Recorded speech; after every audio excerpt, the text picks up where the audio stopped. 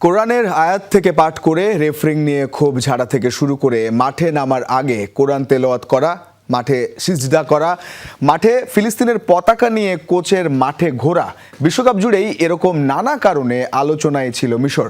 এমনকি নিরাপত্তা কর্মী ধাক্কা দেন মিশরের ফুটবলারকেও। এছাড়া মাঠের খেলায়ও দেশটা আলোচনায় ছিল। এবারই প্রথম কোনো বিশ্বকাপ ম্যাচ জিতেছে দেশটা, পৌঁছেছে নকআউটে।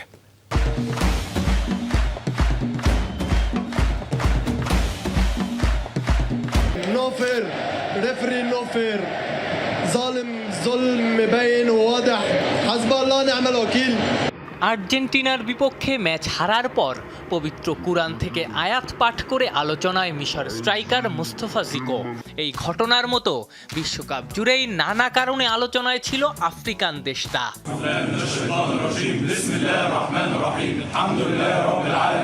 অস্ট্রেলিয়াকে হারানোর পর দলটার ড্রেসিং রুমের একটা ভিডিও ভাইরাল হয়। সেখানে দেখা যায় মিশরের ফুটবলাররা মাঠে নামার আগে কুরআন তেলাওয়াত করছেন। এই গল্প নিত্যদিনের। মাঠে নামার আগে পবিত্র কুরআন পাঠ করেন মিশরের ফুটবলাররা। মাঠেও দেখা যায় এই ধর্মীয় রীতির ব্যবহার। যতবার দলটার খেলোয়াড়রা গোল করেছেন, গোল ঠেকিয়েছেন, ততবার আল্লাহ তাআলার প্রতি কৃতজ্ঞতা জানাতে লুটিয়ে পড়েছেন সিজদায়। আর্জেন্টিনা ম্যাচেও তার ব্যতিক্রম হয়নি। ইরানের সঙ্গে মিশরের গ্রুপ পর্বের শেষ ম্যাচটা ছিল সিটলের প্রাইড ম্যাচের অন্তর্ভুক্ত। সমকামীদের জন্য এই ম্যাচ আয়োজনের সিদ্ধান্ত নেওয়া হয়েছিল। দুটো দলই ফিফাকে জানিয়েছিল তাদের যেন এই ম্যাচের অংশ না করা হয়। জানিয়ে ফুটবল পাড়ায় আলোচনার শেষ ছিল না। এমনকি মাঠে রেইনবো ফ্ল্যাগ নিয়ে প্রবেশে নিষেধাজ্ঞাও জারির দাবি জানিয়েছিল মিশর। শোনা যায় রেইনবো আর্মব্যান্ড পরতে অস্বীকৃতি জানিয়েছিলেন মিশর অধিনায়ক মোহাম্মদ সালাহ।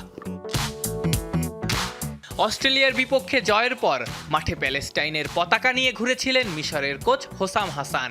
পরে আর্জেন্টিনা ম্যাচের আগে প্রেস কনফারেন্সে বলেছিলেন, দুনিয়ায় কেউ যদি মানুষের কষ্ট অনুভব না করে সে মানুষই না।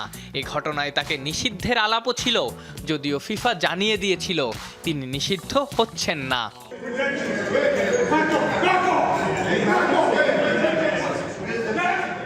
এখানেই শেষ না। সপ্তাহখানেক আগে বিমানবন্দরে একজন দর্শকের সাথে মিশরের ফুটবলাররা ছবি তুলতে গেলে নিরাপত্তা কর্মী ধাক্কা দেন মিশরের ফুটবলার ও টিম ডিরেক্টরকে। আর আর্জেন্টিনা ম্যাচের রেফারিং বিতর্ক তো তরতাজা। এরকম নানা কারণেই এই বিশ্বকাপে সবচেয়ে বেশি আলোচনা যে দলগুলোকে নিয়ে হয়েছে, মিশর তার মধ্যে একটা। জানিয়ে রাখা, মাঠের খেলায়ও দেশটা আলোচনায় ছিল। এবারই প্রথম কোনো বিশ্বকাপে ম্যাচ জিতেছে দেশটা, পৌঁছেছে নকআউটে। আফনান পিয়াল, যমুনা স্পোর্টস।